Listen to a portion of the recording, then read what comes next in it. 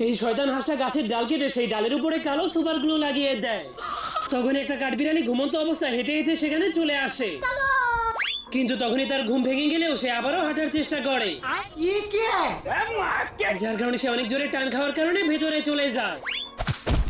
দেখ লো ভাই, এই জন্য তার ভাই অনেক কষ্ট করে যখনই তাকে উঠিয়ে দেয়, তখনই সেই সুপারগুলোর কারণে তাদের দুজনের হাত একসঙ্গে আটকে যায়। কিন্তু যখনই তারা গামগুলোকে ছোটানোর চেষ্টা করে তখনই তারা আরো বেশি করে আটকে যায়।